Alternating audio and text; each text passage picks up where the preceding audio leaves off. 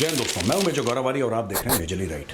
अच्छा, अमेरिका दोस्तों भारत से है परेशान और ये लगातार दर लगातार अमेरिका से ऐसे सिग्नल आ रहे हैं कि यार मोदी जी क्यों चले गए पुतिन से मिलने के लिए।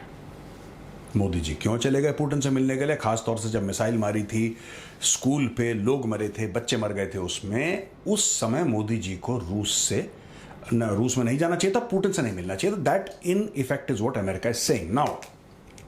मैं आपको पढ़ के बताता हूं। एक यूएस का असिस्टेंट सेक्रेटरी ऑफ स्टेट है for south and central Asia, Donald लू। ये वही है जिसको इमरान खान बोलता है कि तेरी वजह से तख्ता पलट गया, मेरी सरकार चली गई, वही डोनाल्ड लू है। इसने ये बोला है कि साहब ये कांग्रेशनल हियरिंग हुई, I could not agree with you more about our disappointment about the symbolism and timing of PM Modi's trip to Moscow. We are having those tough conversations with our Indian friends. हम India के साथ बड़ी tough conversation कर रहे हैं, बड़ी tough बातचीत कर रहे हैं और मोदी जी गए वहां पे, हमें बड़ा बुरा लगा, मोदी जी को नहीं जाना चाहिए था। Okay, carry on. अब ये कहता है कि we don't see any new major defence deals, we see no major discussion on technology and cooperation. In addition, ये मैं कोट कर रहा हूं डोनाल्ड लू को भाई, in addition, you have Modi having said in front of Putin on live television his feeling that the war in Ukraine could not be won on the battlefield and the pain that he felt watching the death of children in war. A clear reference to the hospital bombing in Kiev that happened while he was there. I share your concern about his visit and we are trying to communicate those directly to the Indians. फिर कहता है the Indians who have cancelled billions of dollars in defense purchases in the last 2.5 years because Russians can't deliver anymore, so we are working very hard on that. अच्छा, मैं ना 2-3 चीजें बताना चाहता हूं दोस्तों आपको।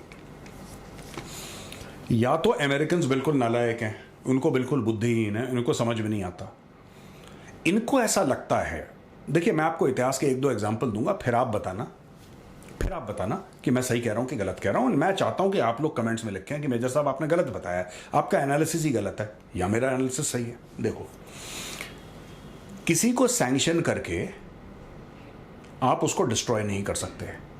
1979 में अमेरिका ने ईरान को सैंक्शन करा था और 1979 से लेकर आज तक ईरान पे सैंक्शन है भाई साहब, 40 साल से ज्यादा हो गए। और क्या बिगाड़ लिया आपने ईरान का, ये बताओ?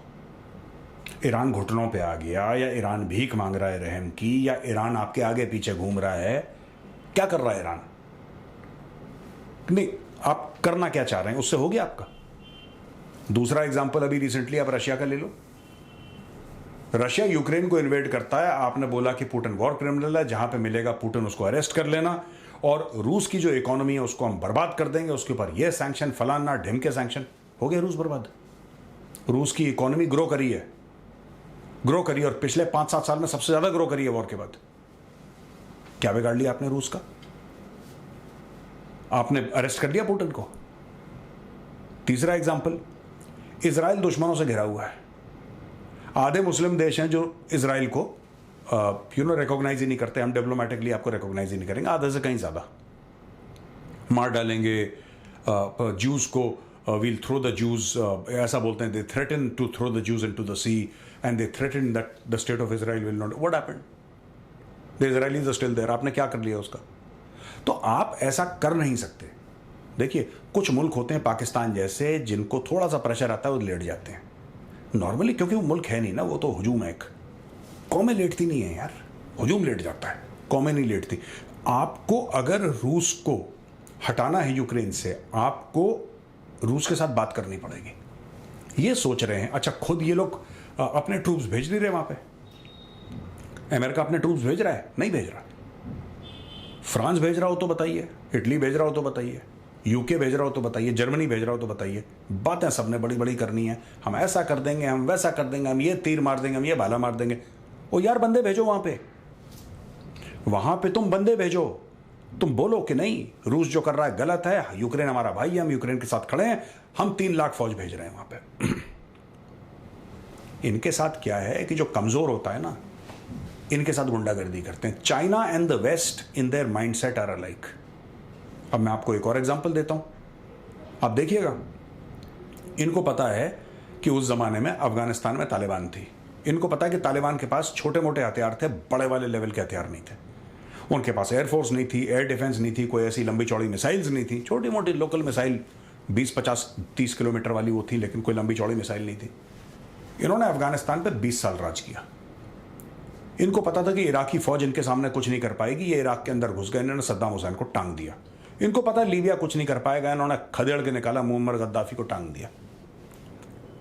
यार कहने की बात यह है कि जब इनको ऐसा लगता है कि हमारा जो दुश्मन है, ये एक तो दुश्मन फालतू के बना लेते हैं वेस्ट, ये गोरे ना फालतू में दुश्मन बना लेते हैं, फिर जो कमजोर है कमजोर के ऊपर चढ़ दौड़ेंगे। और तुम रूस के ऊपर क्यों नहीं चढ़ दौड़ रहे यार? तुम इतना ज्ञान दे रहे हो भारत को कि भारत ने गलत करा, मोदी जी ने गलत करा। चलो भारत गलत है, मोदी जी गलत है, तुम क्या कर रहे हो यार? तुम चढ़ दौड़ो ना रूस के ऊपर। नहीं, यही कोई छोटा देश होता भाई साहब, ये उसके ऊपर बम गिरा गिरा के उस देश को खत्म कर देते। इन्होंने इतने देशों पर बम गिराए हैं, इतने देशों पर बम गिराए हैं कि यू कांट इमेजिन। लेकिन क्या रूस के खिलाफ कुछ कर रहे हैं? एक बंदा नहीं भेज रहे अपना रूस में। पैसे दे दो पीछे से, भड़का दो पीछे से, भड़काऊ भाषण दे दो, बिलियंस और अरबों डॉलर दे दो, हथियार दे दो, लेकिन अपने बंदे मत भेजना वहां पे, क्योंकि पता है कि पुतिन पकड़ पकड़ के दौड़ाएगा और मरेगा भी। They know that. अब जो मोदी जी गए हैं वहां पे, यार देखो बात सीधी बात है, मोदी जी ये समझते हैं, या भारत की जो विदेश नीति है या भारत की कूटनीति है वो ये बताती है कि इस लड़ाई में जो शांति आएगी, जो पीस आएगा, ठीक है, जो रशिया और यूक्रेन के बीच में जो डिसएंगेजमेंट होगा वो हथियार देकर डिसएंगेजमेंट नहीं हो सकता। मोदी जी गए, ठीक है, लाइव रशियन टेलीविजन पे बोला कि लड़ाई बंद करो। लाइव रशियन टेलीविजन पे ये बोला कि जब बच्चों की मौत होती है तो दिल टूटता है। लाइव टेलीविजन पे बोला कि यार जंग इसका हल है ही नहीं, तुम बंद करो। इनको बोलो क्या ये कर सकते हैं? बोलो ना, जाओ मॉस्को में, जो बाइडेन को बोलो go take a plane, fly to Moscow and say on live Russian television.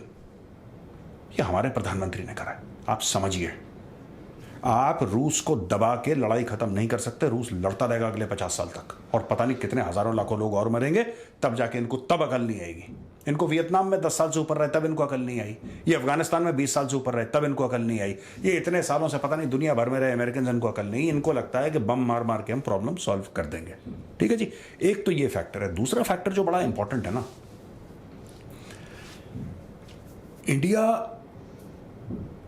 एक ऐसी न्यूट्रल पार्टी है जिसका स्ट्रैटेजिक सॉवरेनिटी जो है दुनिया रिस्पेक्ट करती है। ठीक है, जेलेंस्की को आदत पड़ गई है कि सब लोग ब्लाइंडली सपोर्ट करें, भारत ब्लाइंडली सपोर्ट नहीं करता। ये जेलेंस्की को आदत पड़ गई है, इसलिए जेलेंस्की को बुरा लगता है। लेकिन जेलेंस्की पैदल चल के आता है 10 कदम मोदी जी से हाथ मिलाने के लिए और कहता है सर आप जरूर आना यूक्रेन एक बार। मोदी जी कहते हैं मैं आऊंगा। ये क्यों बुला रहा है? ये क्यों बुला रहा है? कायदे से वेस्ट को तो ये बोलना चाहिए कि पुतिन भाई साहब आप इधर आइए, जेलेंस्की आप इधर आइए, दोनों मिलिए, बैठिए, हम आपके साथ बैठे हैं, बताइए लड़ाई खत्म करने का क्या लोगे बताओ। लेकिन वो कॉन्वर्सेशन करेगा कौन यार? वो जो बातचीत है पुतिन के साथ करेगा कौन? अच्छा, जो कर रहा है भारत, जिसका प्रधानमंत्री नरेंद्र मोदी वो बात कर रहा है, उसको आप बोल रहे हो कि तुम तो गलती हो, तुम बात क्यों कर रहे हो, तुम क्यों चलेगा? अच्छा चलो सुनो, मोदी जी नहीं जाते रशिया, ठीक है, मोदी जी रशिया नहीं जाते, डन, मान लीजिए कि नहीं गए, फिर क्या हो जाता? आप नहीं समझ रहे, ये वेस्टर्न पावर्स ये बात नहीं समझ रहे कि आज की तारीख में सिर्फ आधा दर्जन 1 दर्जन लोग हैं पूरी दुनिया में, दुनिया में करीब स्लाइटली लेस देन 200 कंट्रीज हैं। देयर माइट बी 5-6 कंट्रीज जिनके हेड्स ऑफ स्टेट को रशिया के अंदर एक्सेस है आज की तारीख में। Nobody is going to Russia, Russia is not inviting anybody. Russia बहुत कम लोगों को इनवाइट करता है, पुतिन बहुत कम लोगों को इनवाइट कर रहा है। आप बिना पुतिन, बिना यूक्रेन के साथ इंगेज करके आप कर ही नहीं सकते, इट इज इम्पॉसिबल। आप सर के बल खड़े हो जाओ इंगेज, आप जब तक आप इंगेज नहीं करोगे आप ये लड़ाई खत्म नहीं कर सकते। आप कुछ कर लो, अमेरिका ने कोशिश कर ली ना, अरबों डॉलर खर्च कर दिए, क्या हुआ? क्या हुआ? आप और अरबों डॉलर खर्च कर दो, तब क्या होगा? दोस्तों ये लड़ाई खत्म कब होगी? जब डोनाल्ड ट्रंप बनेगा राष्ट्रपति, और Donald Trump, Putin, Zelensky, Modi ji ये बैठ के सॉर्ट आउट करेंगे, उसके पहले लड़ाई खत्म नहीं होने वाली।